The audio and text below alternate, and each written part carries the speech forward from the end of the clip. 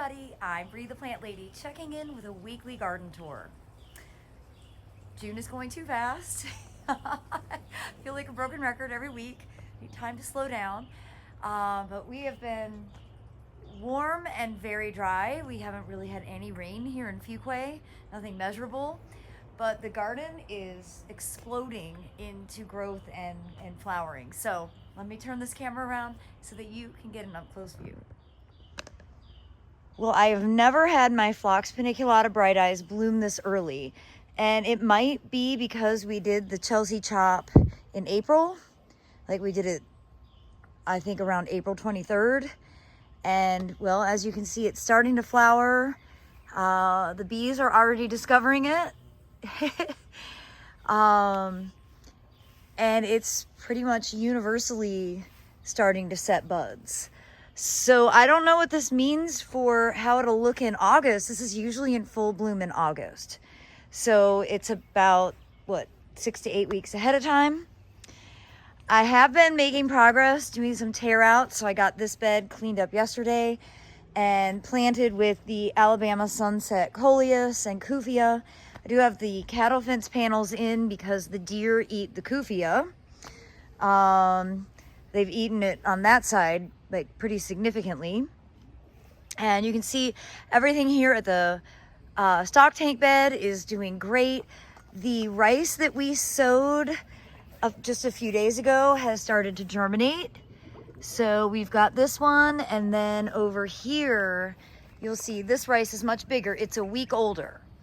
So you can see it this season, no fertilizer, just soil cube.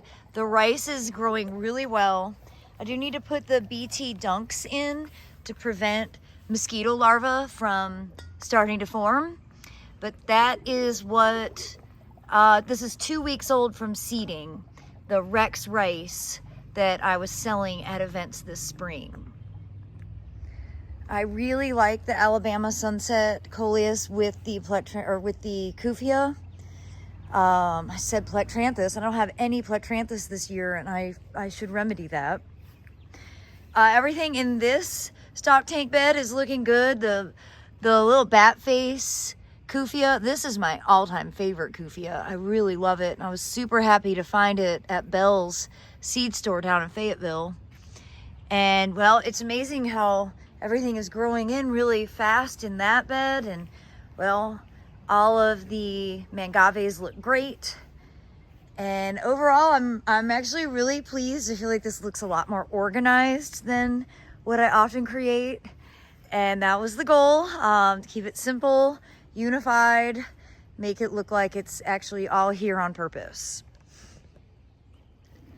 Coming into the fire pit bed, the mangaves just continue to be the most awesome thing ever. Everybody needs mangave in their life. It's just too cool of a plant not to have. And I did get some of my tomato pots separated. I pulled out the remaining broccoli that was not heading and it was just getting eaten alive from cabbage worms.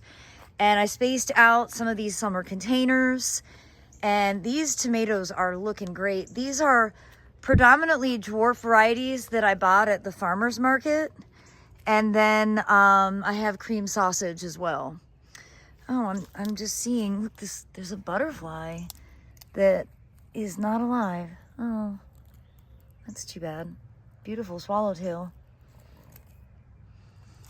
But I am really quite happy with all of the containers here, and we've got some nice size eggplants that I'm gonna start harvesting this week, which is super exciting. Oh yeah, that is definitely ready to be cooked. And we haven't had any rain, and the petunias look amazing. That's definitely the trick. Just being in a dry climate, petunias perform very differently than they normally would living in North Carolina. It's just that we are extremely dry, and there's one plant that appreciates it. All right, show you the back 40 that has not been dealt with, but is going to get dealt with tomorrow. We will collect the remaining seed from all these poppies. Abby starts work tomorrow, which is really exciting. Aiden just continues work. And this is a priority zone because I'd like to get more summer vegetables planted into these grow bags. They need to be weeded. I do have peppers already planted in here. They're getting eaten by a bunch of stuff, but the little bit of maintenance will really be able to turn this section around. So I'm excited to tackle this. We'll be sure to record it so you can have the satisfaction of watching us work in time lapse. And of course, cleaning up this bed, you can see that giant volunteer catnip, which this is actually a great stage to harvest it, because what the cats really like are the dried flowers. But it definitely is a plant that needs to be maintained and trimmed. And I say volunteer because I definitely didn't plant this. It just seeds around. I like to cut it before it goes to seed to prevent that from happening. Speaking of catnip, here's more. I mean, it's fun to have for the kitties to be able to utilize, but it's a big, sprawly, somewhat obnoxious plant, so it does need to be maintained. And I'm thrilled to see that these asters are in bloom, which I probably should have Chelsea chopped them, but that's okay. It's really nice. I'm actually really pleased with this native combination with yarrow and echinacea and the asters, and then non-natives like snapdragons and catnip and malvaviscus, and this is actually horseradish right here, this big bold leaf. So I like this bed a lot. This was redone last summer, and well, I think it's a lot more interesting than what it used to be, which was another giant Leyland cypress. And I'll probably go ahead and cut this down at some point because we really don't need it. And I think this bed would look better not having a giant conifer right there. When I first planted these, it was to use for cuts for holidays. But I don't necessarily need it, so I think we might edit it. Well, walking back to the woodland, you can see how dry it is. The hydrangeas are starting to wilt. The edgeworthias are really quite dramatic in their wilting. I'll probably need to drag a hose back here just to perk everything up. You can see that hydrangea serrata, Omacha nishiki, is really flagged, and so is that edgeworthia. I swore I wouldn't water the woodland ever, but I guess sometimes it's necessary. And you can see even the hellebore is dry and wilty. It's really something. But I'm quite pleased with how all of the plants that we installed last summer are doing back here. I haven't done any maintenance. I haven't done any spraying. You know, it's a slow moving machine. The deer are absolutely eating the native azaleas. So really the goal is just to get them established, get them tall enough that when the deer eat them, the bottom part, they're big enough to be able to survive. It's going to be a challenge. They've pretty much eaten every single tip on every single plant. And we have a lot in here. These got planted last July. I'm really pleased with how these magnolias are settling in. And of course there are weeds in here, but it's actually really great to see, like that's a Rigeron and Heuchera. Yeah, that's I believe that's Heuchera. Carex, this Lysomachia, which is a really great native that should be in more sun. It would be burgundy leafed, but that's okay. I like it just the way it is. I like how it's just sort of filling in the gaps with some cute flowers. Obedient plant here. The Zizias. Yeah, overall, I think this is really looking great, considering really haven't done anything to it since that one time that I weeded it. I don't know, was that April? It's been a while. I'm not really going in here because of all the poison ivy. When I do finally spray brush killer, that'll be good. I just am not sure when that'll actually happen. I don't like spraying. It's really funny. Every day Aiden's like, did you spray? And I'm like, no, I did not. I just don't enjoy doing it. And I used to do it so much when I worked in the nursery industry. And so I think that might be part of why I don't want to spend my time spraying chemicals. but it is sometimes necessary. And getting rid of the poison ivy, the privet, stuff like that, using a brush killer is a lot more effective than spraying Roundup. To be honest, that woody stuff, Roundup, glyphosate, isn't gonna touch it. It's really kind of an unnecessary, futile effort, so to speak. And of course I could do more hand weeding, but of course with poison ivy I can't do hand weeding. But you know, I hand weeded this section, and I'm really pleased that we were able to get it planted and mulched, and it looks great. And so that's certainly the goal for over here. Then went ahead and just put out some cardboard in an effort to smother.